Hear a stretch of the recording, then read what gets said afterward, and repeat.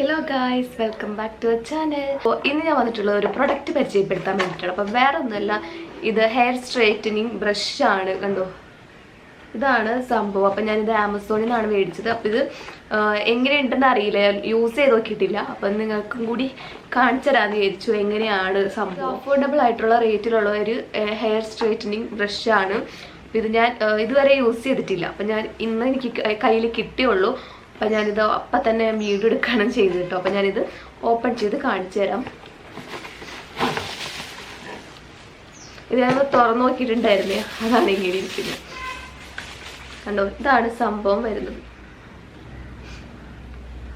കണ്ടോ, ഇതിൻ്റെ വയറിനൊക്കെ നല്ല ലെങ്ത് ഉണ്ട് കേട്ടോ.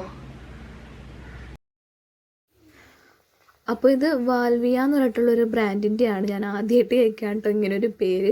അപ്പോൾ ഞാനിത് ആമസോണിൽ കണ്ടപ്പോൾ ജസ്റ്റ് ഞാൻ സ്ട്രെയിറ്റ്നർ ഇങ്ങനെ സെർച്ച് ചെയ്തുകൊണ്ടിരിക്കുകയായിരുന്നു. അപ്പോൾ അതൊന്ന് കണ്ടപ്പോൾ 600 സംതിങ്ങേ ഉള്ളൂ ഇതിൻ്റെ റേറ്റ്.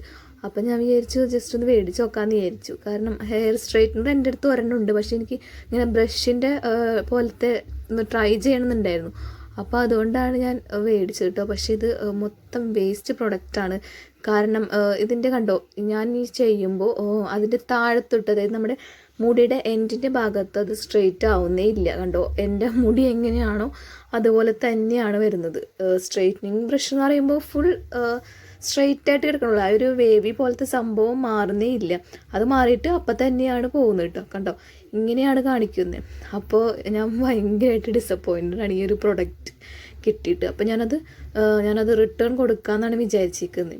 കാരണം ഈ ഒരു പ്രൊഡക്റ്റ് ഞാൻ ആഗ്രഹിച്ച് മേടിച്ചതായിരുന്നു, പക്ഷേ അത് ഒട്ടും യൂസ്ഫുൾ അല്ല ഈ ഒരു പ്രൊഡക്റ്റ്. ഇതിൻ്റെ റേറ്റ് വരുന്നത് 649 രൂപയാണ് കേട്ടോ.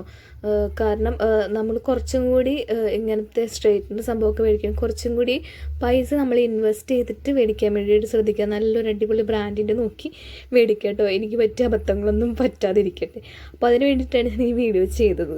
അപ്പോൾ നെക്സ്റ്റ് വീഡിയോയിൽ കാണുന്നവരെയും ബൈ.